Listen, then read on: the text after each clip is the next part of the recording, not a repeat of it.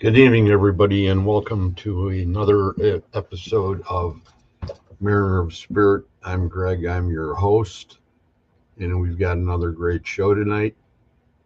We have a wonderful lady, and I can't wait to go ahead and talk to her. Some of you people have seen her when we go ahead and we're on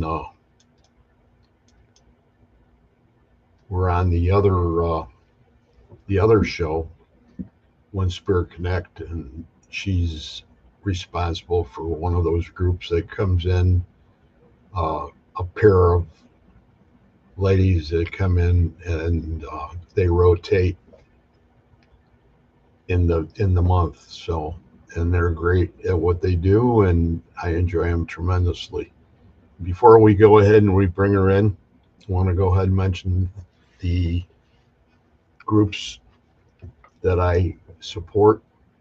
You have Autographs with Tim Miley, who's an exceptional guy who quite some time ago now went ahead and lost his pup and didn't know how he was going to handle it.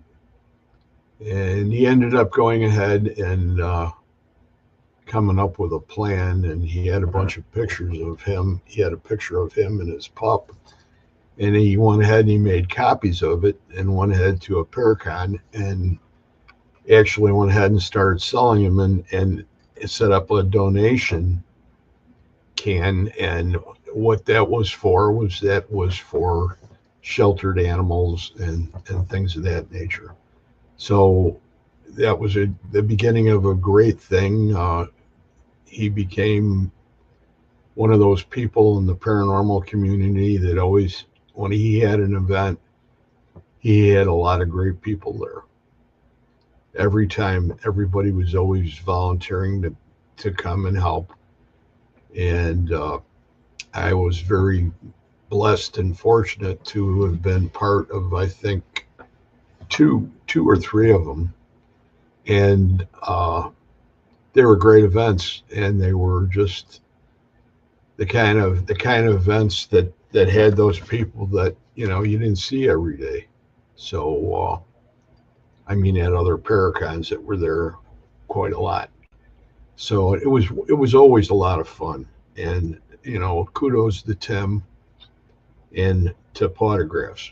He had just told me a while ago that he was going to continue on with it. So I felt really, really glad that he did, because he does such a tremendous job.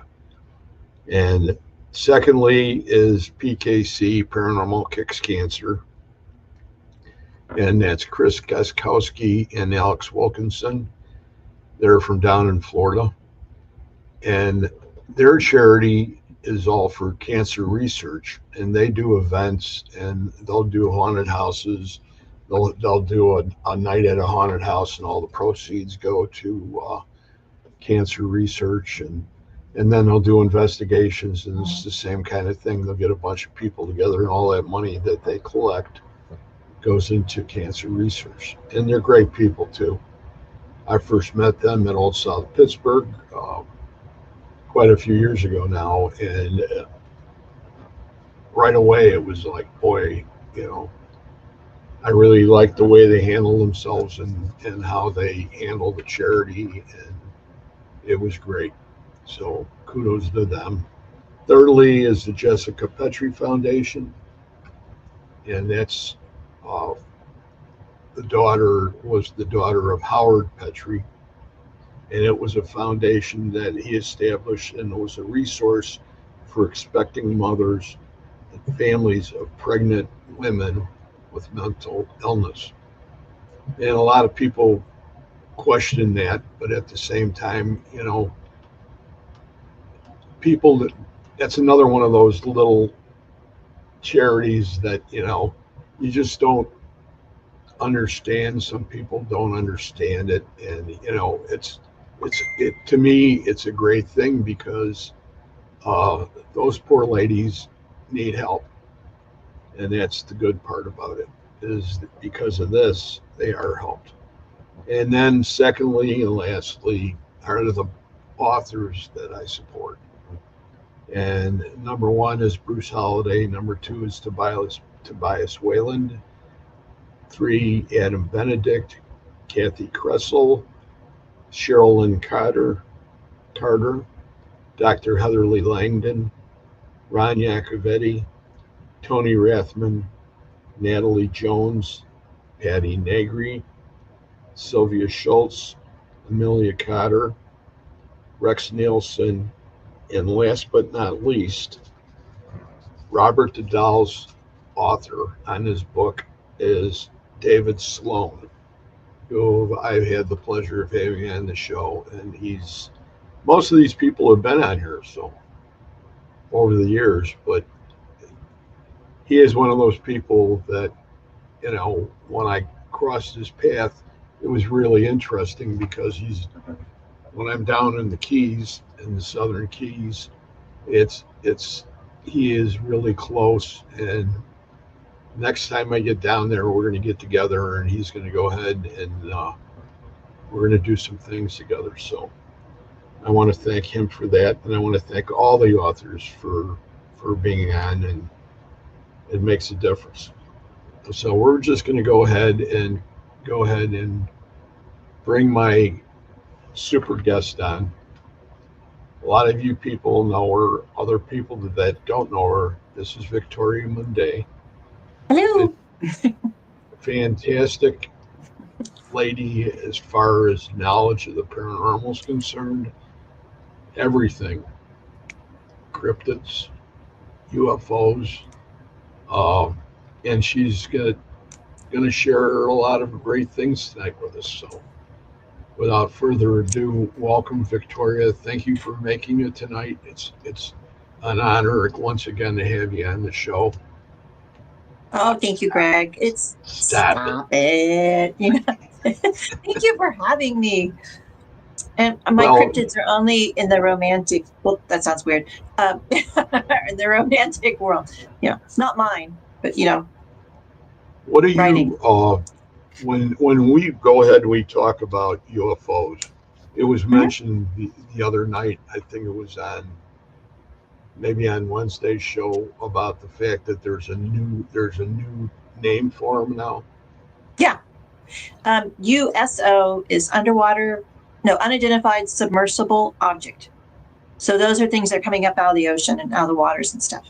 Um, and then there's UAP, which is unidentified aerial phenomenon, because they're trying to get away from the stigma of UFO, because that's the little, that guy back there, the little green man, the take me to your leader landing on the White House lawn, all that that's UFO. It's got all this baggage from the 50s, jokes, third rock from the sun, but they're trying to bring it, I feel, more into an open discussion where it's legitimate or legitimized, and it's real. So they've changed the name to UAP. Kind of smart. It's a marketing thing. So when we talk about these now, Uh-huh. there's quite a lot happening lately Oh in yeah, the daily. sky, and there was one, I don't know if you saw it or not, but it was it was taken from a boat that was in the Mhm. ocean, and Yeah. he's just traveling along, and all of a sudden these lights showed up, and there were like 8 or 10 of them, I think. I don't Yeah. know. Why are they doing that? If you know, Um, you did send me that video, and I saw it like the summer, and I think it was debunked, that particular video, because they figured out how it was made and all that kind of stuff. But if they were just like hovering over the ocean, then maybe they are coming. Well, there's a couple of reasons. They could be coming straight up from the ocean. What if they're from like a planet that is a water planet, and that's their natural habitat? They don't walk around on land like we do. It's very presumptuous for us to think that everyone's like us. What if they're the octopi, or what if they are some sort of underwater life form, and that's where they live, that's where they're comfortable? Or there could be, on land they call them DUMBs, deep underground military bases. They could have the same things in the oceans, where, because no one's going to go look there. What a great place to have a research facility or something. Work under the water. because we've explored what 10% of all If the ocean even, now. yeah. I mean, So, there's so much. I was on a show like a few years ago, and the host was explaining something to me, and I'd never even heard of it before, but it totally blew my mind. And he told me, I forgot what the theory is called, but he goes, what if the bottom of the ocean really isn't the bottom of the ocean? I was like, what are you talking about? Of course, it's the bottom of the ocean. He goes, no, what if it's just like fish and just sediment and stuff? And then when the fish and sediment clear, the ocean goes down even further. I was like, oh my God, I never even thought of anything like that, but what if these fish only live at a certain, depth? Could be. so that would say that means that all the waters are really connected with each other in more Probably. ways than just surface. Yeah, because if you think about people, one of my things I've always talked about is the hollowed earth. Not the hollow earth, not like it's an avocado with a pit coming out. It's like an ant bed, with, stratus and lava tubes and pockets of places where, it's been either dug out or excavated, or it's just a natural cave system. But people are always saying, well, no, because it can't be like that because the earth has this solid core. But how do they know? I think 12 feet is as far down as anyone has ever dug down into the earth's mantle. So, I mean, center of the earth is a lot further than 12 feet. It's all just a hypothesis, really. There's a lot of people in there right now that are all. You got Len Dorman in here, who I haven't seen in about 3 weeks. Timmy Corpse, Barbara Woodbury Spear, Carol Garcia, Victor Santiago. You know who Vic is, right? He has his own show, and he's up in Boston area. Oh, okay. Great guy. Adriana Trudel is here, and I'm killing her name again. I know I am. I just feel it now. She's just looking daggers at me. Rosie Bailey is here. Rosie's a great lady. She's from one group that I belong to, and Carol Garcia is here again too. So Carol Garcia is amazing. Let me tell you. Sorry, didn't mean to interrupt you. She is absolutely amazing. She blew me away Wednesday night with her session. Just want to say that because I forgot to tell you Wednesday. But Carol's amazing. Yes, she is. I really enjoy conversing with her because she always helps me, and I'm like a student in a way with her because she always has something else that I don't know. She's like, she pulls it out of her pocket and she holds it in her hands and says, "Look at this." Did you You know what I know? mean? Yeah, Right. really. Well, we all do that. And that's Len Dorman is another one that goes back pretty far. In the Chicago circles with Richard Crowe and that. So That's Yeah. pretty cool. Well, I 'Cause think I we had a teach each other. Yeah. I mean, like what I've learned things from you. I mean, hopefully I've taught other people things. Lynn and I are going to meet up at WinStar one night. I think we're going to, play the slot machines because we figured that's not too far from either one of us. So, WinStar. What's WinStar? yeah, It's a casino. the casino. Yeah. Where Yeah. I at? can get there. It's on the Texas-Oklahoma border, and I forget exactly where he said he was living. Arkansas, I think. Yeah, she's in Arkansas. Yeah. And so it's like 2 hours from me. I thought it was roughly the same for him. Oh, that's So pretty cool. Good for Len. if we're really going to do it, come on, Lynn. Yeah, Yeah, you better save your coins. that's right. He's probably got them buried in coffee cans in his backyard. Oh, Barbara, did I mention Barbara Woodbury Spear? I think you I did. think I did. Good. Mhm. I don't want to forget Barbara. She'll be throwing something at me. She's always Oh, great in that respect.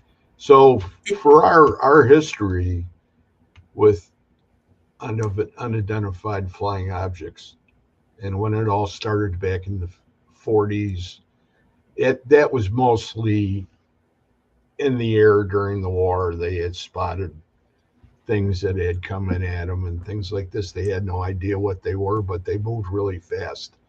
mhm. And I had an uncle that talked about seeing one time, and it came right in, and they were in fighters, and three of them took off after it, and there was no way they could catch it. And they Yeah. had to come back. So the period of the 50s, and you have some great cases of people that have been abducted, supposedly. Mhm. And there's I can't remember the couple, the man and the woman. Oh, Betty Uh, and Barney. Betty, yes. I can't remember their last name, but yeah. White, was it White? It wasn't. Couldn't have been Betty White. Hill. No, no, No. not Betty White. Betty and Barney Hill, I think was their name. Right. Did you know that? You know the whole story about that? Um, I've heard different versions.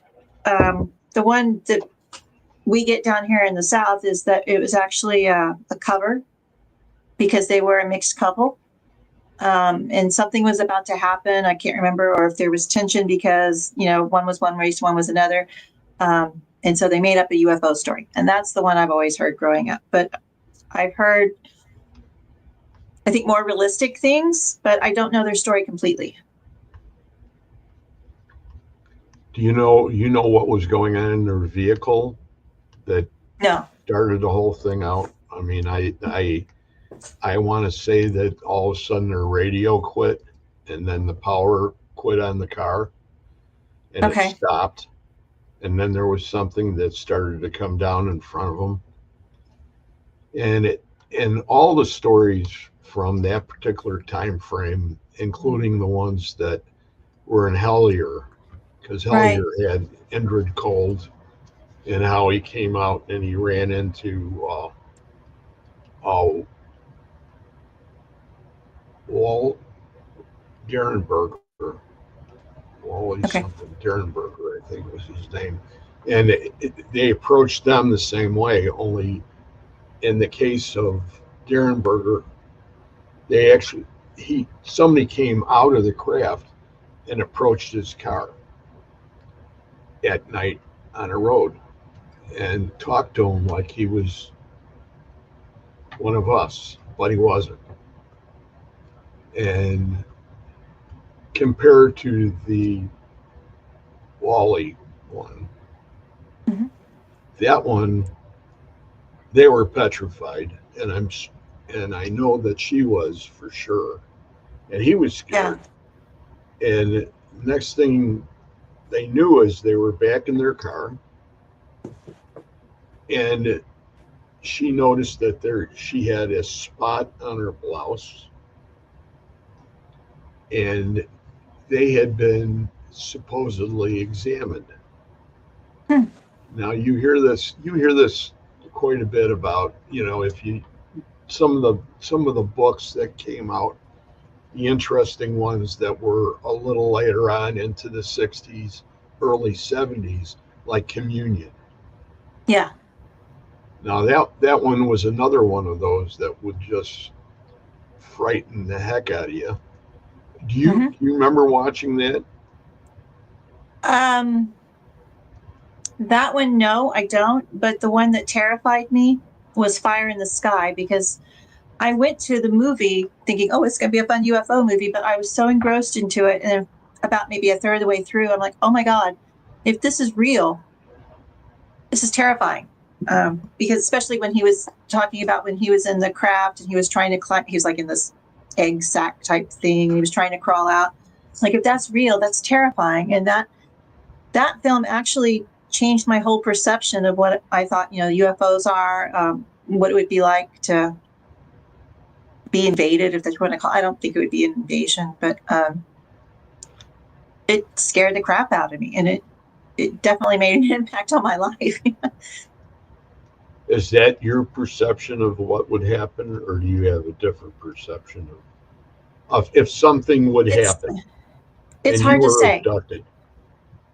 Well, I've actually, how much do I want to tell you?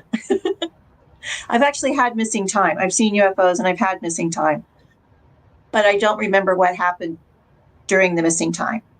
And then afterwards, I was fine. I don't remember anything. It was weird because I was pregnant, and at that time I was in the middle of a high risk pregnancy, so I had to go to the doctor every week. And I was going to meet my husband for lunch, and being in television, everything's back timed. Like, okay, I have to be there, 1300, so I'm going to leave here, 1240, so I'll get there. So everything is back time, so I'm always on time. And when I was leaving the doctor's office, I knew I was going to have an extra 15 minutes because I was just leaving early. And as I was driving down the street, it was one of the busiest streets in Houston. It's 3 lanes and a huge ditch or bayou or whatever you want to call it, and 3 more lanes. And it was the same going that I would have to cross over. And I was the only one there at the red light. And I stopped and I was looking around. It's like, man, it really looks clean here, because usually Houston's pretty gnarly. It's got trash everywhere. There's oil stains on the streets. The grass is all different heights. Summertime, it's just kind of raggedy. And because, it's in the tropics, everything grows differently. But as I was sitting at the red light, I looked up and I saw a silvery object, and I could tell it was turning because the colors underneath was like a shadow, and the shadow was fluctuating. So I could tell it was spinning, you know.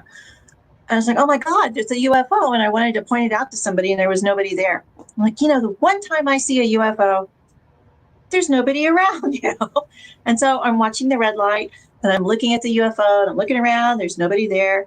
So I'm watching the red light, UFO, and I'm just doing this for however long the red light goes. Still nobody around. The light turns green. I'm looking around both ways because I'm a careful driver.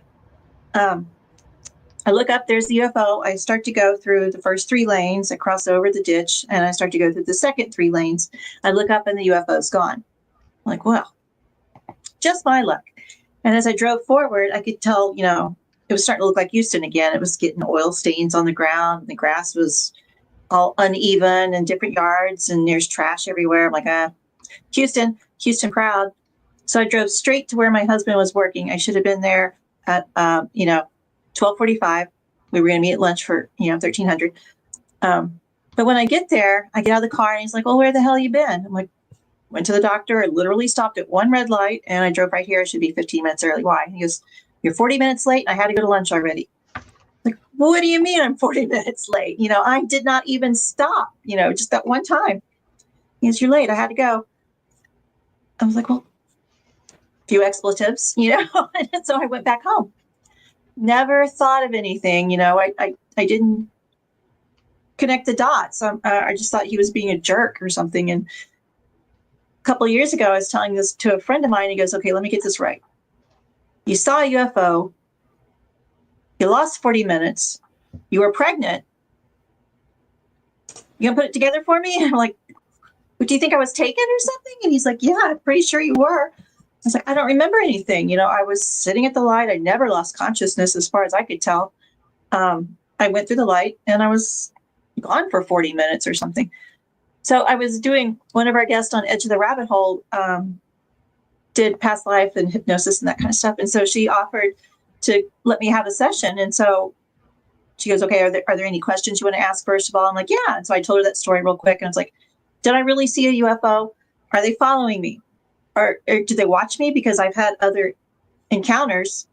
And so as she regressed me, it's really weird. I don't know if you've ever been hypnotized or taken back, but my voice has a natural cadence, it's I'm like a, Bambi or whatever. But when I was being hypnotized, it had a cadence. It was very syncopated. And I didn't expand on any of the questions. She'd ask a question and I would say, she's like, is the sky blue? Yes, the sky is blue. Period. That's it. No more. Yeah. And then I thought it was just a conversation like normal talking. But when I listened to the recording, I would say something like, yes, the sky is blue. And then there would be silence for I don't know how long. And then I hear her writing or something. And then she'd ask me the next question. In my memory, it was just like one question after another, because I thought we only talked for like 10 minutes, but it was 2 hours. So she asked, she goes, Victoria wants to know, are you following them? Or are you following her? And whoever was talking through me said, yes, we do follow her. Why do you follow her? And whoever was talking through me, she said, or they said, whoever said, because we like her. Like, oh, well, I'm glad you like me. So, I had the feeling that, I have been spot checked through life. Maybe that's my guardian angel, because, I can't find my other ones right now. So, but maybe they do watch us. Maybe they have like a checklist and say, okay, is this person going along according to plan? Let's check in. Oh, she's pregnant. Let's go see how that's working out. Okay, moving on. I don't know, but what I do know, about this time last year on Edge of the Rabbit Hole, we did an astrology show. And I was telling Mike Ricksecker that according to astrology, at the end of 2026, going into 2027, because of the two planets, I cannot remember now. I think it was like Pluto and Neptune or something. When they are at a certain point in Gemini, that's when historically there have been things seen in the sky, like the dirigibles, during the Victorian period, Roswell, back in Rome, it's always, when this conjunction happens in Gemini, there's always some sort of aerial phenomenon. This conjunction is coming up again at the end of 2026, going into 2027. That most likely will be an event of some sort where we will notice, or we will finally be told, yes, there are aliens out there. Yes, there are other civilizations. Yes, we do know about them. They're not here, but we all know they're really here. The last 3 weeks, I have been seeing more and more astrologers saying the same thing. I think I even sent you the video today. I was like, this is what I've been talking about for years. More and more people are starting to say it, that we're going to have some sort of confirmation at the end of 2026, going into 2027. Yes, these things are real. These people are real. And it won't be until 2032 where we actually have first contact. So we got a little breathing room. I guess we need to get our act together before 2032. So out of all the people that are part of the UFO paranormal connection, if you would name your top person that's involved somehow in informing people or going ahead and instructing people how to do certain things, who would that be? And I know that's taken ambiguous, No, I for those who know me, I walk to my own beat, to my own drum. I don't do things like most normal people. Back in 1997, I lived in Houston, or outside of Houston, in Sugar Land. And I lived right off on Highway 90. And I told my husband I wanted to go to Roswell because there was going to be a very famous conference there. It's called the 50th anniversary.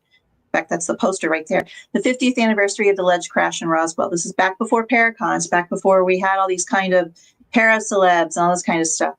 And he was like, okay, well, we'll just take I-10 and go out there. I'm like, no, we're going to get on Highway 90 and we're going to drive, because Highway 90 goes into Roswell. Well, what I didn't realize is Highway 90 starts in Houston and it goes down to Mexico and it goes up to Central Texas and down to Mexico. 8 days we did this road.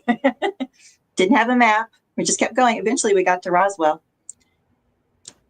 There were all these people there who are now famous icons. I didn't know who they were. Whitley Strieber was there. I met Stanton Friedman, Linda Moulton Howe, Eric Van Doniken was there. There's so many people there. I can't even think of. Oh God, was Rosemary Eileen Golly there? I don't remember, to be honest. You remember but you know who she was, right? No, I think Linda Moulton Howe was the only female. Everybody else was a man. Well, Linda was very, even back then, was known for her views. Well, the Phoenix Lights had just happened, and it was Linda that was another defining moment in my life, because she was putting the slides up and it was all these dots going over the mountains in Arizona. Well, what they're not saying is the mountain range is called and I can't speak Spanish, it's called the Estrella Mountains, which is Spanish for the stars. And this is where the tribes and the natives have always seen activity over those mountains. Oh, the Star Mountains. Okay. But she had a laser pointer and she goes, no, what you're seeing, these aren't individual dots that you're seeing in the sky. And she took the laser pointer and connected them, and it made a perfect rim. And then it disappeared back behind the mountains. I'm like, oh my God, that was a ship. Those were not lights just standing in the sky. Those were like running lights or whatever you want to call them. Giant. Yeah. And there's this little place, it's kind of like Denny's. It's called the Village Inn, and everybody goes there and you have pie. And so I was sitting there and I was having pie with my husband and my daughter, and she walks in. She's just this little bitty skinny girl. She's about this big, she's walking by. And I was like, Miss Howe, oh my God, I enjoyed your talk so much. And she was so nice. She just sat there and talked to me for the longest. I got her autograph. I was like, don't know who the heck you are, but I really enjoyed your talk. Well, the next thing I know, all these people are becoming the cornerstones of the UFO community. It was just absolutely amazing. And that's one of the little things where I listened to my little voice, and we made it there. And who knew at that time, right, that these were going to be really famous, important people. And I was just sitting there having pie with them and chit-chatting. Do you think that's when it really started to happen? Oh, no, it's been going on. I mean, just look at the biblical paintings. There's one where the UFO is coming down and it's got like this beam of light and it's coming into the window. And there's Mary. Hey, Mary's pregnant. It's like, well, I can't remember the name of it. It's a very famous painting. It's painted like in 14 something or another. It's been going on. I mean, it's in the Bible, Ezekiel's wheel, it just keeps going on. And then the Indian civilization, I'm so bad with words. It's like a little hat with stair steps, and it starts with a V and it flies around. Some of the pyramids were flat, and then this would be on top, and it was kind of like a landing base, where they could come down and land. Again, my mind's blown. I mean, it's like, but no, it's been going on forever. Okay. I don't know. What do you think? I basically think the same thing, but I mean, as far as them actually getting our attention. Well, that's like people saying it was, yeah, because the name Anunnaki is out there in pop culture, everyone goes to Anunnaki, but there were so many other documented visitations and encounters from other people other than the Anunnaki. I mean, different civilizations have come here. Paul Anthony Wallace has written a trilogy, which is now 4 books, but it's all about, he reinterpreted the Bible literally. And so the word angel, the angels came down from heaven. Well, angel actually means agent. And so the agent came down from heaven, or the UFO or the spaceship or wherever it was coming from, to deliver a message, the word of God or whatever. Something like that totally opens up religion. It's not just a man sitting on a cloud throwing lightning bolts or whatever, like I was told, there's a heaven, and God will judge you. No, it could be an extraterrestrial civilization that came and helped and guided. And I'm kind of rambling now, but I just think that's why you're here. To ramble. No, it's because you have some very important information. And that's what's the real cool part about it is, and I'm asking you the questions because this is your opinion, and you've been involved with this A long time. for a long time. Since I was 2. So that's 25 years now. No, just kidding. 25 years? Yeah, because I'm only 27. So, no, I had my first extraterrestrial visit when I was 2. I can remember it clearly. But I didn't know that's what it was at the time. I didn't know this till about, well, heck, I was talking to Andrea. So 2020, I didn't know this till like 4 years ago. That person I saw was a shape-shifting extraterrestrial. It's like, oh, I didn't know who that lady was. There's those pictures that have been on Facebook of the Sumerians. Because, when we talk about the Egyptians, I always thought that was the crux. That was the basics, the basis of that was the birth was Right. in Egypt. And then the Sumerians, that's another whole set of years back by 2. And they show that guy in that vehicle. Yes. And he's got, what do you think about that? I think they were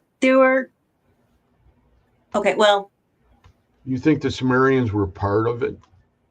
Yes, but I don't think they were the beginning. I don't think that was the genesis. I think that is as far back as our physical materials are still existing that we can find. I think that's one reason they've reburied, and I cannot say it, Gobekli Tepe, Gobek, it's got L's and R's in there.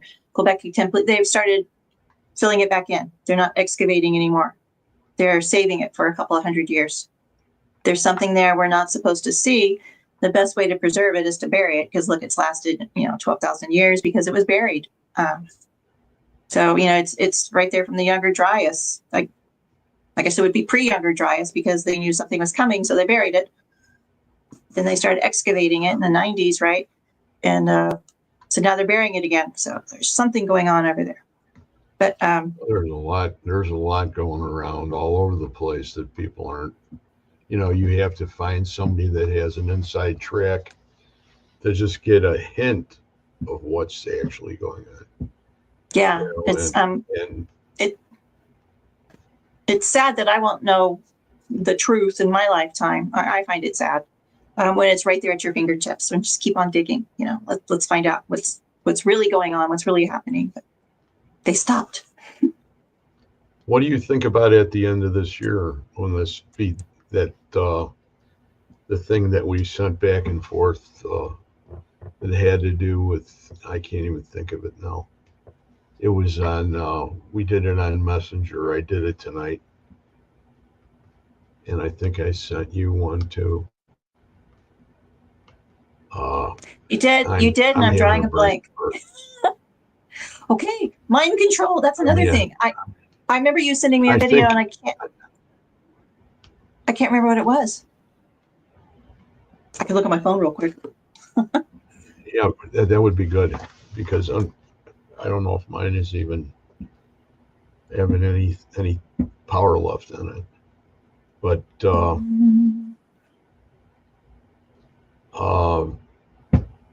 I know right now, Carol Garcia. You sent me a thing about raising vibrations and how something is going to happen in 2025. Right. I think it's already happening. Because it's not like it's a page in a calendar that you can turn over. It's energies and frequencies and vibrations and harmonics and personal resonances, and it's almost like a radiation where it permeates, or a watercolor. Or like somebody's turning the dial, and they just started already to turn the dial, and they have to keep on raising it. Yes, it's like the energy has already started leaking out. So I don't think it's going to be that date in 2025. As we were talking on Wednesday, Sarah Morgan and I were discussing the high-pitched frequency in our ears. And it happened again today. I'm used to it now. It's just, it's always there. It's not tinnitus, but I was working and all of a sudden it just went like an octave higher. And I was like, and now it's at this higher level. So now I've gotten used to that. And for those of us who can pick up those kind of frequencies and those kind of energies, I mean, we're already picking up on it. Maybe the mass consciousness will pick up on it in 2025. Hopefully they'll listen, but How many different life forms do you think there are as far as aliens are concerned? Oh God, I don't know. I think it's more than it's more than the praying mantis. It's more than the Greys. It's more than the Anunnaki. It's more than who else is, the Pleiadians, the Arcturians. I mean, it's more than just the little handful. I mean, it's like how many grains of sand are there on a beach? And just look how many stars and planets there are. And how many star seeds do we know? Personally, I know a lot.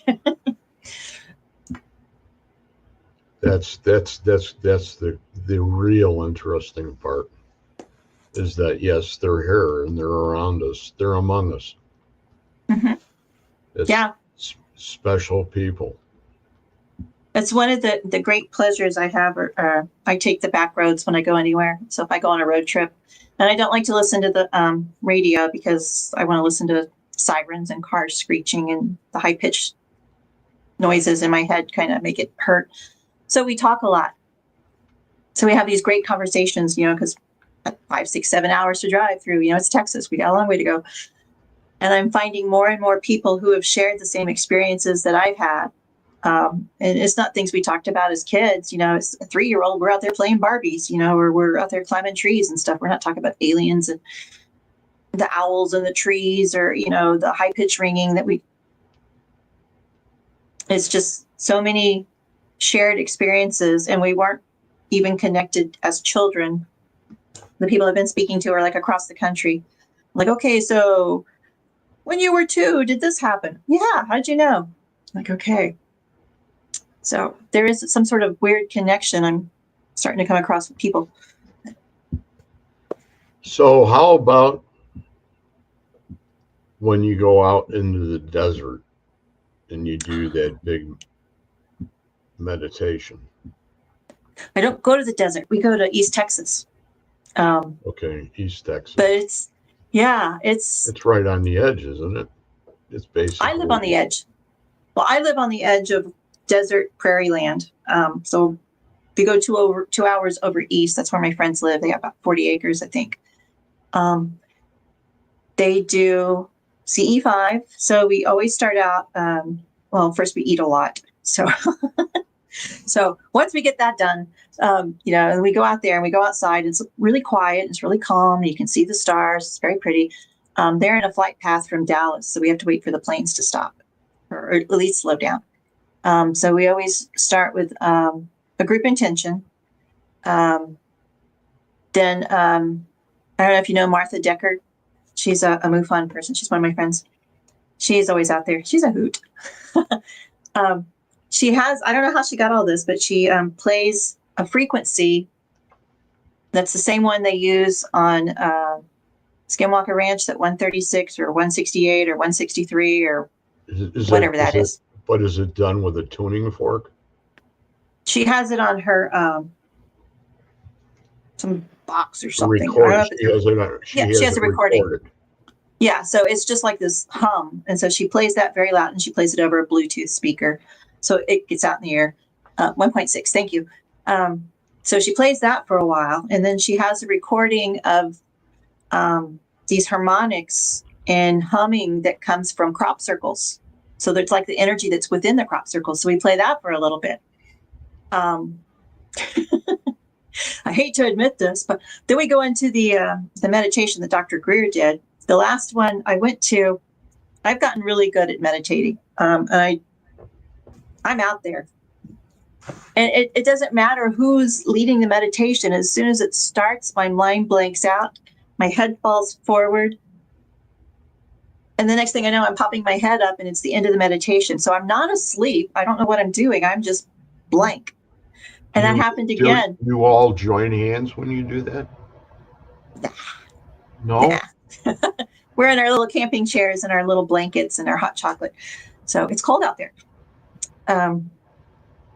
But because I have blanked out like that, I have yet to see anything. Now, my friends who do this, it's their farm, their land. They see things all the time. They have videos of lights coming in and swooping down over, and then they're being followed by the black helicopters are coming in.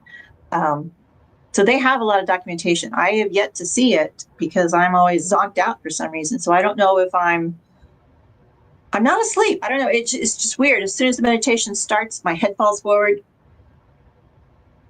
It's like the missing time thing again, and then my head pops up. I'm like, well, have we done it? So I don't know where I'm going, but one of the frustrating parts about meditations lately with me is the same thing. I'm not asleep. I'm not either. I did, and even the guided ones, even the guided meditations, it just takes me, and then I'm down, and then I'll go upstairs, and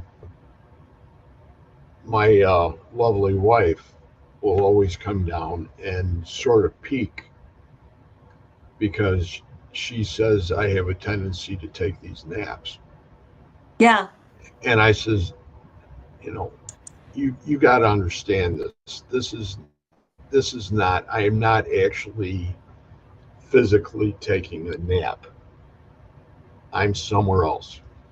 That happened to me twice today. I didn't have any work. I checked my work. I didn't have any work to do. So his lordship and I got back in bed, pulled up the blanket, turned on the heating pad or the electric blanket because it was cold. So I said, okay, I'll do a meditation. I turned it on. The guy was going, in this meditation, we're going to blah, blah, blah, blah, blah. So I'm gone. And then it was a 15-minute meditation. And then I'm sitting up in bed. So I'm not asleep. I'm already up. And so when my head pops back up, he goes, well, thank you for joining me. And I'm like, what the hell? So I go to the next meditation. The same thing happens again. I don't know what that is. I mean, I would really like to know, are we going somewhere deeper? Are we going into a different reality? Or is it astral travel? I don't know. You mean astral projection?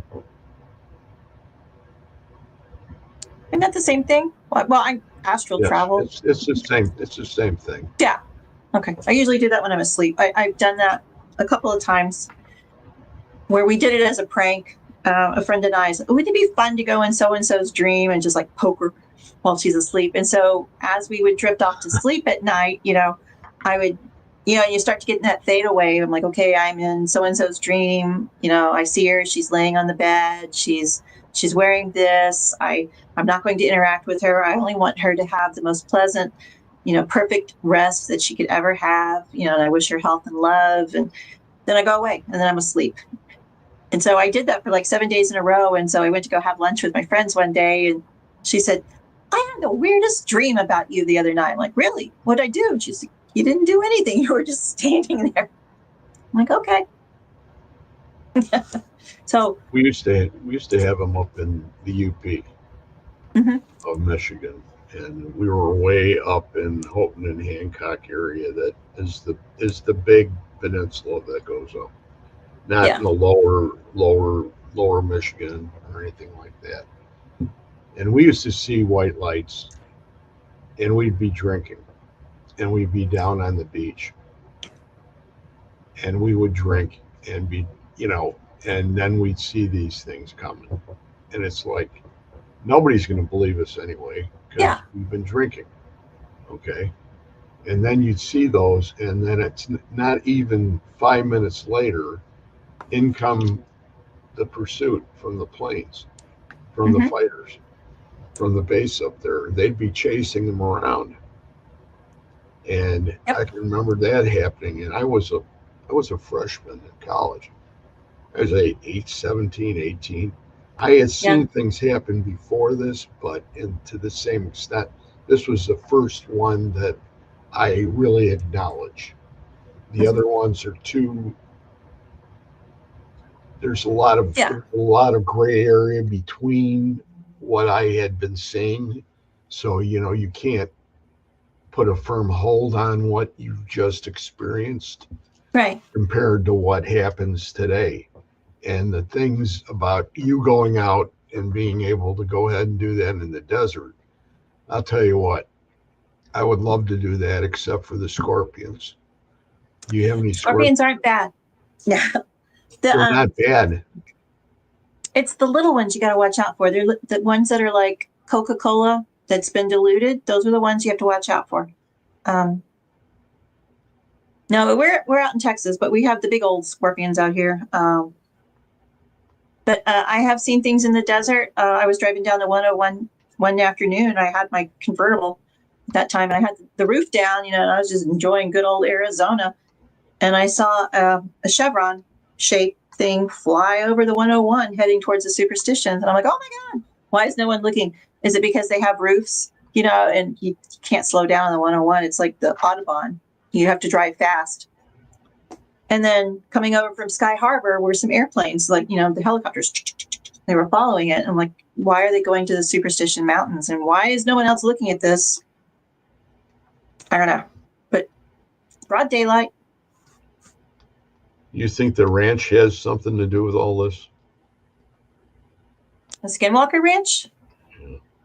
Well, this was back in the early 2000s, so before the shows, but then they had the Bigelow and all that out there. I think it's just the whole desert area because of the superstitions. They used to be volcanoes. Well, they are volcanoes. They're dormant. So they have the volcano tubes. And one of my theories that when I was going under the regression, there was a connection between Pompeii, Easter Island, and the desert Southwest. And my degree is in television production, so I'm not a geologist. But whatever was talking to me while I was under kept saying it's the basalt, or I don't know how you even say it, BASALT, the mineral. Yes. I'm like, okay. But I started Googling. I'm like, well, what is this? And apparently it is some naturally occurring mineral. You find it in lava tubes. It is on Pompeii. It is on Easter Island. It is in the desert Southwest. But what it is, it has a very high heat, I don't know what you call it, shielding type. It takes a very, very high heat to penetrate. So if you're in the lava tubes, you could be protected from some sort of thermal event, a CME or something, because that's one of the things I saw when I was under was there was just like this red mist hanging out in the universe and the earth was on a trajectory to go through it. That's when I like to call them the ant aliens from the desert Southwest came, and they were like, oh, come on, guys, helping everybody out, bringing people underground so, they could stay safe in these lava tubes. And I don't know how many generations they stayed underground. But now I'm hearing more and more people like Graham Hancock said something like that maybe a couple of months ago. I'm like, oh, I saw that many years ago in my regression. It's some sort of coronal mass ejection that had some sort of radiation in it that would be very detrimental to humans. And so they had to go somewhere, or they would be gone. Is that name in ufology? The gentleman's name, Graham? Graham Hancock, he's an author. He's doing a lot of ancient archaeology type things, fingerprints of the gods. He's written several books. He did a series on Netflix, I think it was last year, that people poo-pooed all over and said, no, that's not true. That's not right. Because he goes against the mainstream views. He's pretty cool, actually. He doesn't keep repeating the narrative. He offers alternatives. Then when you talked about the lava tubes, I know that I was told by my daughter and my son-in-law that there's new lava tubes that are off of Mount St. Helens. Oh, well, look at all the volcanic activity. I mean, where Yellowstone is. All that stuff is shaken up now. Yesterday alone, 7.2 earthquake off the coast of California. Right. Things are shaking.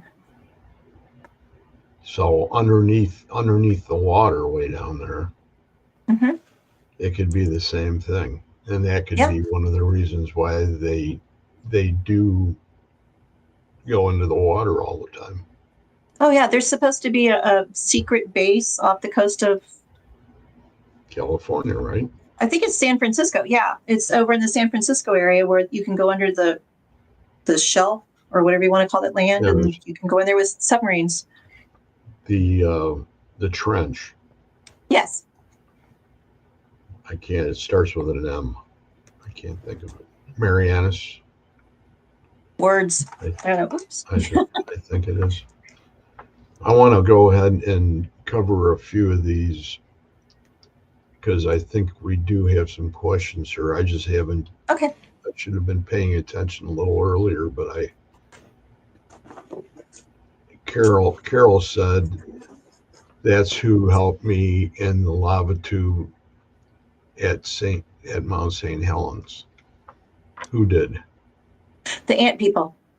Remember, because she was telling us they had is it called a proboscis? And she didn't know what it was. It could have been a breathing apparatus for all we know, And Shaw Woman, Dana said that Skinwalker Ranch is a portal of sorts for universal travel. Now, if you guys do have any questions, post them down in the bottom of the comments so we can go ahead and get all those covered too. But I'll start up at the top again. And it's just hellos. There's also some sort of mineral that is allegedly only found at Skinwalker Ranch, and I'm so bad with names. It starts with a G. It's a real long word. Which I think is making that area a little bit more conducive to have UFO activity. Now, who's to say that is not in, Trey Hudson does research at the Meadow. And I asked him one time, did you ever have the ground analyzed? Maybe that mineral is there too. And he's like, no, we never did it. So unless all these places get the grounds analyzed to see what the ground is actually made up out of, maybe this mineral is in more places than just Skinwalker. So that could explain why more things are happening. I know Victor Santiago, who's in here, has a great show. And when he was on with us, he was talking about the fact that he was going to be going on his first paranormal investigation. So I don't know if I think it's this coming week or maybe it's coming up a couple months out. I can't remember, but I just thought I'd mention that because I think Victor's going to be a leader when it comes to people and information that a lot of people are shy of going ahead and talking about. Mm-hmm. And that's why people like you and me have been labeled ever since we were young, like we were acid freaks or we didn't belong here because we talked about spaceships and aliens, little people. Really. Yeah, I was always the hippie chick. That was my nomiker. Yep. Yes. I'm not going to say anything about that. I went to a school where the 60s lived well beyond the 60s. And I'm very blessed and I'm very thankful because that has opened my mind so much. So, yeah, even in the 80s, the 60s were still alive. So, yeah, I'll accept it. There were a lot of people that had that message and shared it with all these other people. And it just gave them the curiosity to check it out. Oh, yeah. Where there's a lot of other people that don't want anything to do with any of that because they were never given that opportunity when they were that age. Oh, yeah. I was joking the other night when I said I was barefoot, and I'm always barefoot, and I'm barefoot right now. I went to high school barefoot.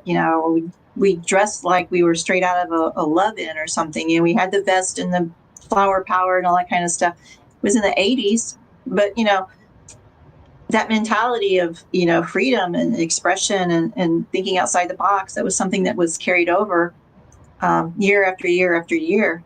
And I think unfortunately that's gone now, because now they've gone all mainstream and everything over there. So, but I'm very thankful and I'm very blessed I had that opportunity to be feral,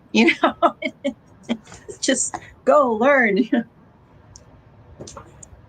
Just as long as you're not abducted, Carol, that's all that matters. She says, I love listening and learning from others and hearing their perspectives. She does. Absolutely. She does. Yeah. She's constantly absorbing, just like you do. I'm just a big sponge. There's a lot of people that are envious of that without even getting into detail about it. And I know that there's so much that I have fallen behind, even on the meditations, because of what we talked about. Mm-hmm. Because that is just like it's exhausting. The whole basis of learning the way you learn, and then all of a sudden this new thing happens to you and it stifles you, and you go, what am I doing wrong? You know what I mean? Yeah. Well, that's one of the things. In 22, I got laid off. I was working for a entertainment behemoth type company, and they laid us all off. I'm like, well, what the heck am I going to do now? I'm going to move. I'm going to go to the middle of nowhere, Texas, to a little bitty tiny town. So I live in this little bitty tiny town that has a Walmart that stays open to 10:30, and it's 10,000 people here. The whole town is like 4.9 miles across. You can get from one side to another. I don't know anybody here, and then I started developing this mobility issue, and I can't go out and can't do things, and I'm not able to go out. I'm not able to meet people. So I've had to spend the last 2.5 years just thinking and learning and reading and discovering, finding out what my own truth is. And I'm very thankful. Well, I'll be honest, the last couple of years really sucked, but I've learned from it. And a lot of people don't have that opportunity, like you were saying, to learn, to take the time to actually read and learn and discover and experience these things over and over again. So even when it was really bad, it was also really good. So they all, some of us have been given, like I said, that message. Mm-hmm. And there's others that haven't. And,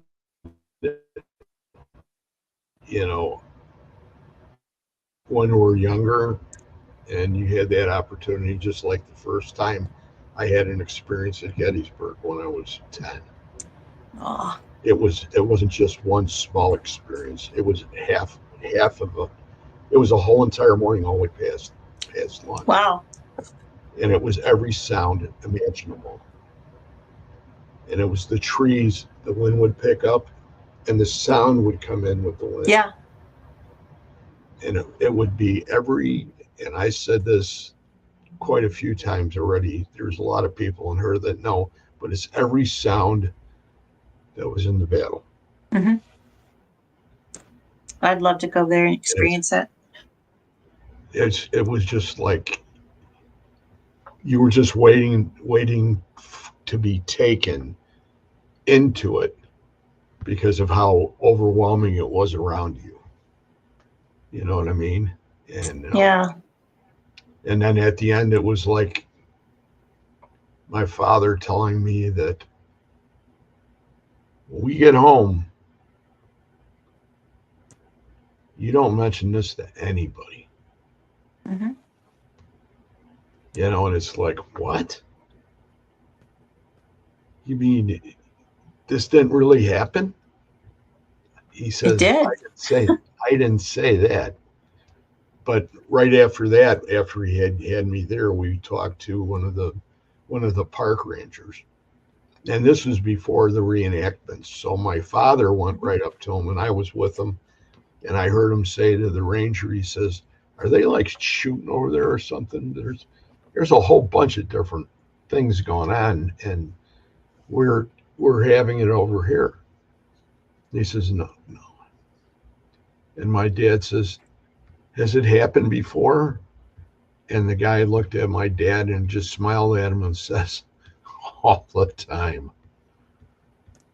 Yeah, I've experienced things like that, and it's overwhelming the first time. I was visiting some friends, and I was in another little town, and they were doing visiting different places that have paranormal activity on the square. And somehow I got lost. You know, I have gypsy blood. I really do on my dad's side. So I got lost in this little bitty town. So I was trying to find my way, but then all the activity was just getting overwhelming, and it was just like swirling all around me, and it was so loud I couldn't hear, and the colors and the lights, and so I had to like grab onto a bench because I thought I was going to fall over. It was just so much. And one of my friends walked up and he goes, "Are you okay?" And I didn't hear him at first, and I was just, it was so emotional, everything that was just happening all at once. It was just like, what's that movie? Oh, Clockwork Orange, you know, where they have the guy's eyes open and it's just being bombarded with sights and sounds and everything. And I was just hanging onto the bench so I wouldn't fall over. And he comes up and goes, "What's wrong?" And I start telling him, like, "This happened here, this happened here, this happened here, and behind me this happened here, and this was over here, and there's a man up there." And he goes, "Yeah, you're right." And he goes, "You know who's up there?" Because one of the places on the square where we were, it's been alleged that John Wilkes Booth did not die when he allegedly died, that he made it to Texas and then he made it up to Arkansas, I think. But one of the places he was at in Texas was the place where I was standing in front of. And I said, "There's a man upstairs. I don't know who the hell he is, but he's standing at the window. And there's another man with him, and he's screaming, 'Insurgent, insurgent, insurgent, insurgent.'" It's like, I don't even know what the hell that means. And he goes, "That's where John Wilkes Booth used to live." I'm like, "Oh, well, that makes sense now." So it's Go ahead. no, I mean, it's just overwhelming. I mean, how do you, there aren't books, there's not paracelebs that tell you how to deal with that kind of stuff. That's why I consider myself an experiencer, not an investigator. Is like, you have to get thrown out there. In TV, we had a saying when we were being taught, you know, you learn while you burn. You know, you get thrown out, you know, and if you screw up, but you learn from it. And you just keep going over it, over and over until you can perfect a method, or you know how to deal with something. And so how do you deal with that, Greg? I mean, yeah, I don't know, but I'm learning. I just went ahead and had this thought, and somebody doesn't want me to say it, but it had to do, and I know I just blew it. I just lost Yeah. it. Interpretive dance. It just was just another loop Mhm. in the loops that we've been going through tonight. Yeah. I mean, there's not a manual for this. I mean, No, there's not a manual. And you know, when you get told, "Oh, okay," the hotel that was in Washington, D.C., across from the theater, was the hotel that John Wilkes Booth had rented a room in. He'd have that room every year that he'd be performing. It was reserved for him. And they took Lincoln to that room when he died. I've been there. You knew about this? I did not know about that, but when I was in high school, we went to Washington, and it happened to coincide with Reagan's inauguration. Oops. So I've been told, but they took us to that room, and the pillow was still there, and it was encased and you could still see the blood stains from where his head wound was.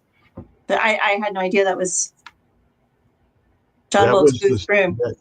that was his room. That's wild. I haven't been many places in life, but it's really the synchronicity of me actually being, first of all, out of Texas, and in that room. This I think this is a night of synchronicities. Yeah, I even snuck a picture, and I don't think you were supposed to take pictures, but I was like, I have a picture. Yeah, it was back when we had film. Oh, hell no, no scorpions. Dana says, Shalaman said. That's it. The Gills Sun Night. Yes, which I'll never remember again.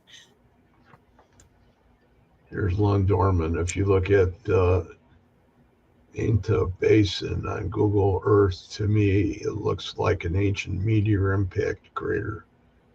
In fact, it looks like it came from the east to the west at a low inclination. That is, James Keenan has talked about that also. He's also, he's a friend of ours from Edge of the Rabbit Hole. He's on Mysteries of Blind Frog Ranch, I think is the name of it. He has discussed things like that, where there's something about the basin. It's just the way it was shaped. That he's doing a lot of research. That draws him in. Yeah, he's doing a lot of research, and he doesn't really give details. He alludes to a lot of stuff. He's so smart, I don't catch half the stuff he says, so I have to go back. Oh, okay, sure. Let me Google this, and I'll find out what you're talking about. Well, you're a lot better at doing that than I am. That's for sure. I got that kind of time. I have a notepad. You have a notepad. It's got Victor's name on it, so I'm going to check out Victor. So. I would stay away from Skinwalker, but Shalaman says a great cable series, The Secret of Skinwalker Ranch, and the crew of scientists have been researching that ranch. We have a mutual friend of mine in Victoria's that happens to be a lady by the name of Sherilyn Carter, who she's got 2 books on it now, I think, on Skinwalker. I can't keep up. Or no, that's the first one, right? I don't know, to be honest. Travis Trailer, yeah. I hear you. Yeah, he's the one that went up. He's the one that went up, right? He's the blonde scientist that sounds like you just want to go have some cornbread and sweet tea. Katie Page, right? I've heard of her.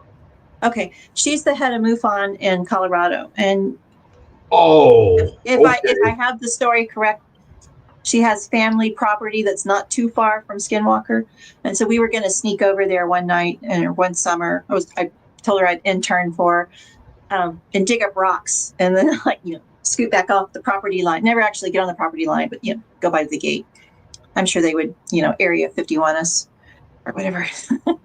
Why would you take rocks? See what's out there. Get some sort of mineral composition. Yeah, because there's got to be something in the earth that is specific to these areas. Why else would my little boys tell me that? And plus, they're rocks. Do you think that they could be dangerous to you too? The rocks? No. No? No, because we'll look at the people who are there all the time. It's not hurting them. So you're just souvenir hunting. Curious. I'm just curious, So. Lenny says again, he says basically a meteor caused the basin there and deposited G-stenolite. Yes, that's the mineral. They say it's only there. Of the whole earth, that's the only place this mineral shows up, which I have a very hard time believing. I think it's the only place where they have tested for this mineral. If they would go to We'd go to other places that have high strangeness or paranormal activity, test the ground, see if that mineral is there. I mean, I bet you find it other places. And then there's Carol's question.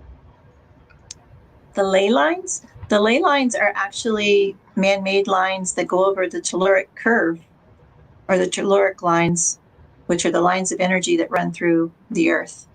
They're not, what we see when we Google ley lines is basically the flower of life that's over the earth. I mean, it's not that perfect, but there are lines of currents and lines of electricity that I think it's 105 degrees. Is it latitude or longitude that goes up and down? Whichever that one is. That's longitude, right? Yeah. Okay. So at 105 degrees, if you were to follow that through, I think it's 105 degrees north. Wherever they intersect, correct? Yeah. Just do 105 degrees, and there are like 3 ancient sites. One is Chaco Canyon, and they go from Colorado all the way through Mexico. That there's all these ancient sites, which have significance. But one of them is Chaco Canyon, and then there's another one like way down in Mexico. But they all follow this line of longitude. Way back before they supposedly had, ways to figure out what the latitude and longitude is of the Earth. But they follow these lines. So even, I think, what was it? The American Stonehenge, which is in New Hampshire, I think. It's one of those states up there somewhere. If you take that one, and there was another point, which I can't remember, in Stonehenge, they all line up correctly. And they were all astronomical observatories made out of stone. So, I mean, it's there. I mean, it's real. Yeah, and I know there are people who will poo-poo on that kind of thing. Oh, it's all fringe. It's all, not real. It's if it's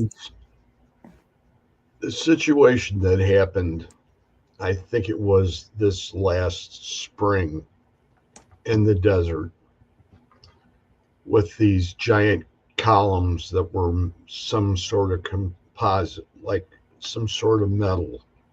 Mm-hmm. And they just came out of nowhere and they're there. Do you remember that? That was actually my Facebook memory from yesterday. It started in 2020. Are you talking about the monoliths that were just there and they disappeared? Yes, monoliths. Yeah. Because we had Johnny Enoch. I almost said Johnny Walker, but that's booze. We had Johnny Enoch. We had Johnny Enoch on the edge of the rabbit hole about this time in 2020, and I'm such a dork. I had a Christmas gift that was very tall and kind of looked like a monolith, so I decided to wrap it up in saran wrap, or not saran, aluminum foil. So it looked like it was a monolith behind me. I'm like, oh, here's the monolith, because they were there for one day and then they would disappear. So I just remember that. Anyway, yeah, I don't know what they were. What are your thoughts on it? Have you heard anything? They were there for 2020. Where'd they go? I don't know. They were gone. They were there and then they were gone. But they were all over the world. And then they came back, like you said, like last year, they started showing up again. So the little voice is saying it's got something to do with astrology, because Pluto is going back and forth from Capricorn to Aquarius. And every time it goes back to Capricorn, it's like a lot of crap happens. It's Capricorn being Earth. So it's almost like a waypoint if you're on a navigation. Yeah, it's like, okay. Like on a boat. Yeah, like we're moving. These waypoints. Yeah, we're moving forward. Humanity and civilization is moving forward. Let's put a monolith here. We're going backwards. Oh, well, let's take it back. It's that. So now we're moving forward again. Finally, thank goodness. I wouldn't be surprised if there are more monoliths we're going to start popping up. Probably after January, because Mars is retrograde. And the last thing that I would like to talk about is something that you and I had talked about before, and it dealt with Michael and the pyramids and the Stargate. all the emblems that are all throughout the pyramids that, when you go into the chambers down below there, they're on every door, on the door corners. Yep. What do you think that means? I don't know. I've never been to Egypt, but I know. Has he ever said anything about what they mean? He's over my head. Okay. Well, I think there's symbols because you can find them in the pictographs in the desert Southwest too. The best place to hide something is in public view. I've learned that. Plain sight. Yeah. So I do think you have to achieve a certain frequency and a resonance and have to have certain geographic, perhaps, conditions. And that would unlock the code, basically. Yeah, it's not like I'm actually walking, it's like I am. The way I tell people when I see things, it's like you hold a piece of film, the old negatives, and you're like looking at it and you can see all the images. And then if you take a second negative and put it in front of it, well, now you can still see both things, but you can't see them clearly. And it's blurry, but you can make out what each thing is. And so that's what I think reality is like. It's just this. It's like you take two feathers and you blend them together like that. It's like a field of watercolor energy. Just, it's not straight like that. It blends. And if you can get the certain resonance and certain frequency and vibration, personally, like a euphoria or something, it's easier to match these different vibrations and frequencies. And I think that's what a lot of it is. If we could just learn how to find the frequency of the Stargate, of how to travel interdimensionally, I think we could. If you notice, there's always those spirals. Some of them are clockwise and some of them are counterclockwise. Now, in Wicca, anything clockwise, like a Seminole, is very good and positive. So it's like an entry, like I'm doing good. But if it goes the other way, like if you're a kitchen witch and you want to poison somebody, you make a stew, but you stir it counterclockwise because you're putting bad intentions in there.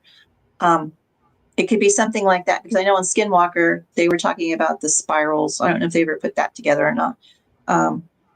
Bringing in energy, and then the other one would be taking it away. So I'm very curious. I need to talk to James Keenan about that to see if, because he said those are stargates, those are portals, those spirals, the cinnamon rolls. But are the clockwise ones doorways in? No, the other ones Yeah. doorways out. Yeah. When I ask people that, they're like, they dismiss me. So there's a reason they've all been put there. Yeah. And it's just not an artistic interpretation. I mean, everything means something. It's like I was telling you beforehand. I had something sitting over here and I was trying to get out of the way. It's like everything that is in the shot is there for a reason. Everything is, there are no accidents. Everything is staged. So there's a reason why the pictographs are up so high, it's not like they can reach them. They would have to build scaffolding to get up there. So I had a few experiences of mimics in my house. Like poltergeist?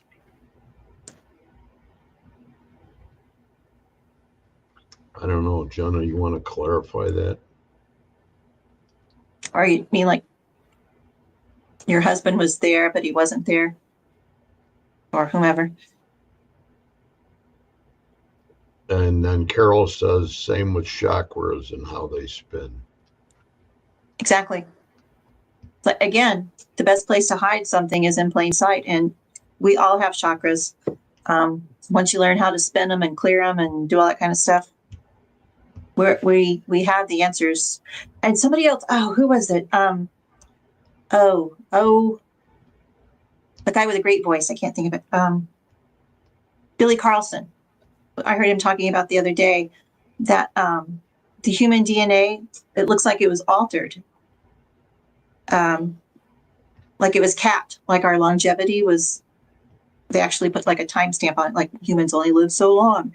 It used to be hundreds and hundreds of years, but our DNA was capped and then that they had actually taken some sort of literary work, translated into a binary code, were able to put that on a DNA sequence and then retrieve it later. So the human body is actually able to carry information like that. So all the secrets are within us. Holy crap. I know. It's just, see, this is what happens when you move to a little country town and you got nobody here to talk to. Hey, you know what? That's why you're here, because you have some really great information and you have a lot of great thoughts in your Aw. cabeza. No, I'm serious. I that's why, when you were on the rabbit hole, when I saw you on there, you were sort of stifled to a certain extent. You Yeah, know what I well, it's mean? not my show. And Yeah. and but I'm saying that, I always wanted to be able to have the opportunity to listen to you, because Oh, you have got a lot of stuff to say, a lot of there's, information that is not on the beaten path. I spent my I life off the I'm path. well, that's where I am at. Yeah. I'm not on the beaten path either. I never wanted to be on the beaten path, Mhm. because there's so much more on the outside. Yeah. But When I was just out of high school, I worked for MD Anderson. It's a cancer hospital, and I was working in the biocommunications department. And the governor of Texas was coming, and he was going to give a speech. And so my job, as a little, 19-year-old straight out of high school, was when the governor was to exit the stage, I was to open the auditorium door. So I was standing outside, so he could just walk through with his Secret Service. I'm like, okay, I can do that. And so I was watching, I'm looking in the little crack, I'm watching his speech. He's starting to go along, and he's coming my way. And I opened the door, and I'm standing back. Well, he didn't know I was back there. So he pushed the door open, hit me in the face, knocked me up against the wall. Well, I was like, all, swollen. But how many people can say they were hit in the face with a door by the governor of Texas? Probably not many. it Me. didn't hurt your nose, did it? Well, yeah, it's all. My nose has been broken so many times, but yeah. It's like, Is it oh, really? oh, yeah. You're not the Lone Ranger. But It's Jenna says you can tell her that I agree with her definition of mimics. yeah. There's definitely something crazy going on now, because my phone lights up when I have Facebook Messenger messages, and so I picked up my phone like 2 or 3 days ago, and it said, "Did you see the message Mary Marshall sent you?" And it was the messenger icon. I'm like, what? Who said that? And I opened my phone. That message is not there.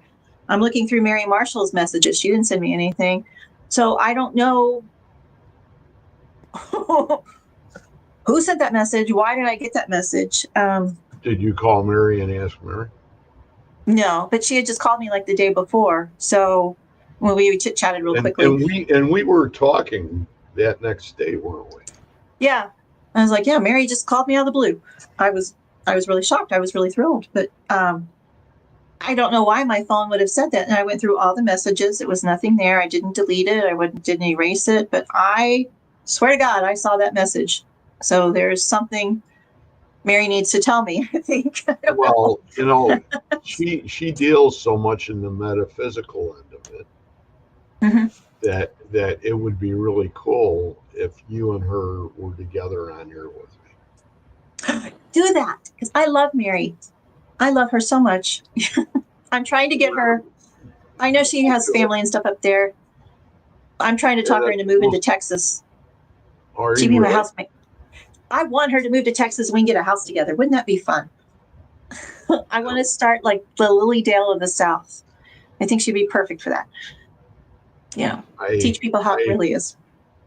For having one trip there and being able to be at the Alamo and being able to go through there and feel the energy and do things there that, normal people don't do.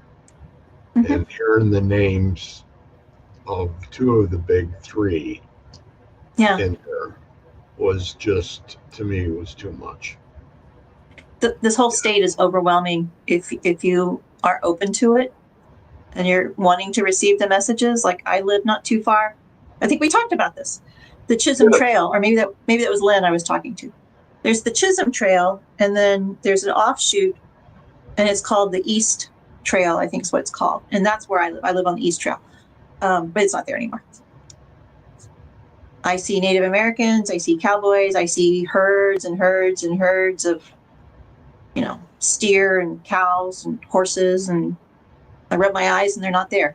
So, I mean, they're still here, but when you're off in that fade away, woo woo, you can still see them, and when your frequency matches, you see them. And this is the last question, and then we're going to pull the pin. Okay. Oh, yeah. In my experience, one day I heard my dad call me from inside the house, and he ended up not being home. Mm-hmm. Yep. Things like that happen all the time. Yeah, I was with a group of friends, and we were walking somewhere, and it was late at night, and I was looking in the store window, and clear as a bell, I heard someone going, "Darling," and it was in an English accent, "Darling, come along." And I'm like, "Okay, I'll be right there." And people are looking at me like, "Who are you talking to?" I'm like, "Well, who just called me?" Yeah, I'm coming. Just wait a second. But I think the secret is to not really care what other people think and start living your own truth. I mean, it's so hard, because people want to be safe and they want to be in the little flock and the sheeps and all that. And it's going to take people to break out of that.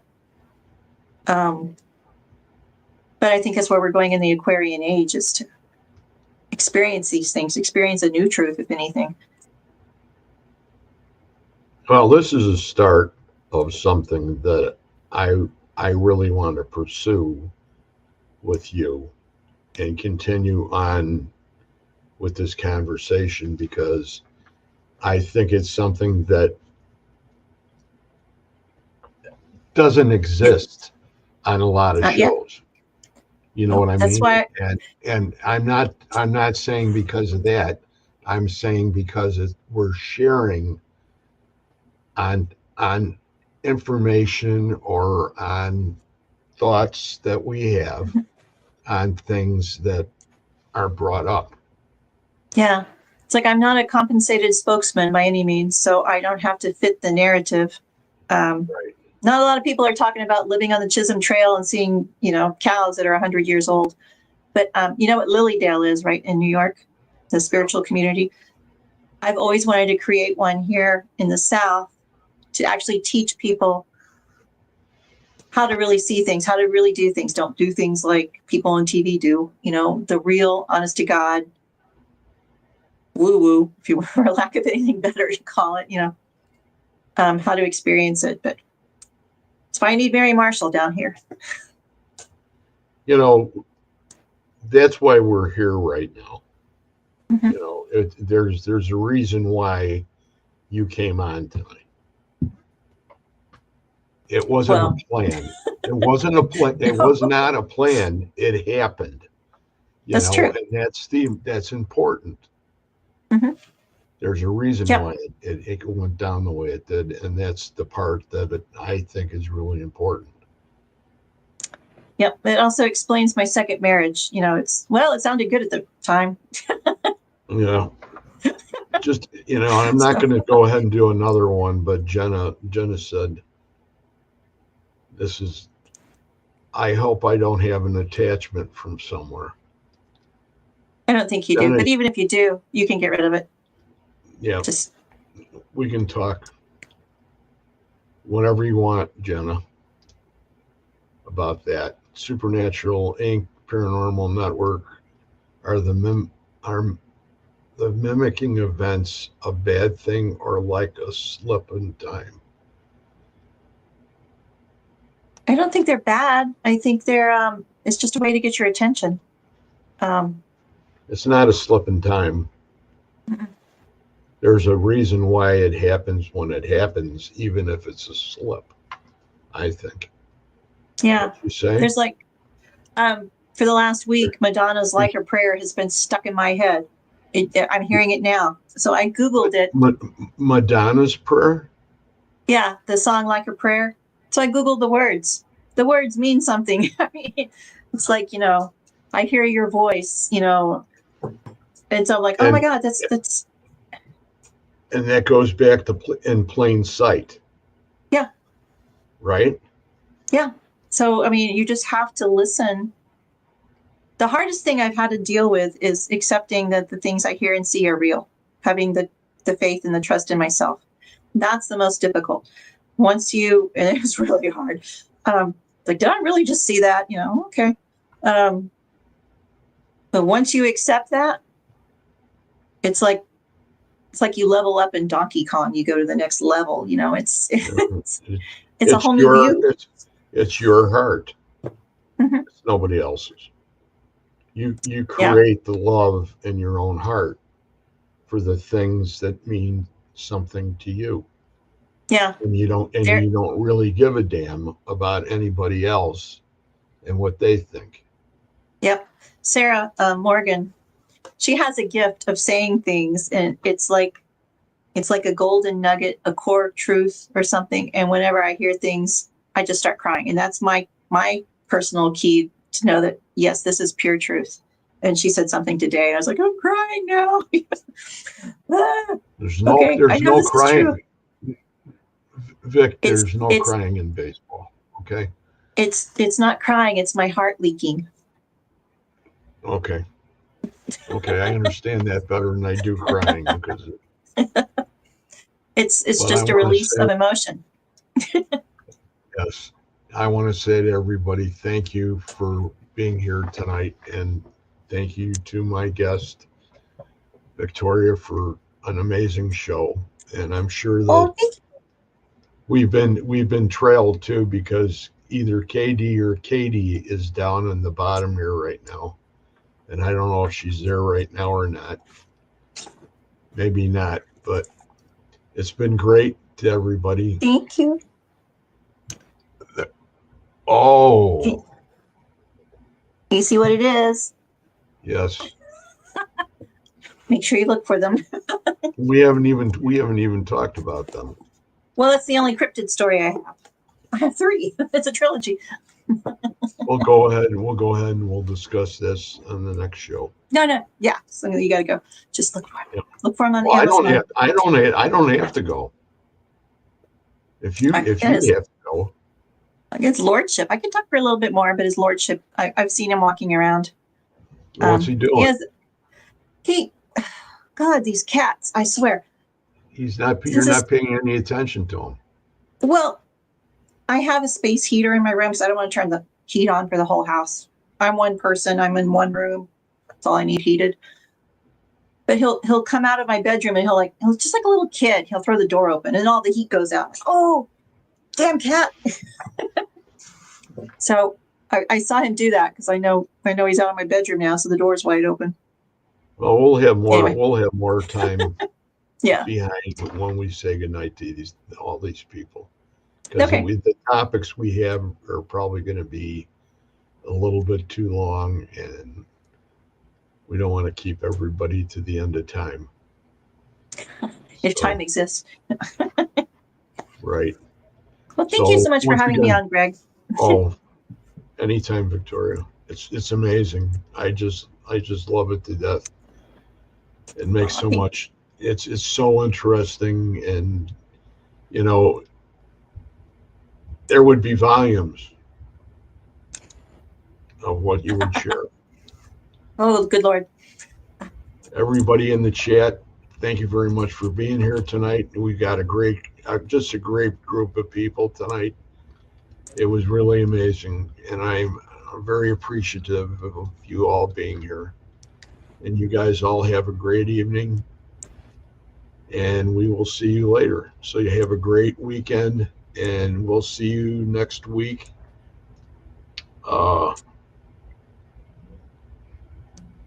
Wednesday is another when Spirit Connect. So that should be a continuation of what we had this last week, I would say. But until then, you guys all have a great time, and we'll see you. Take it easy. Love you all. We'll see you later. Good night.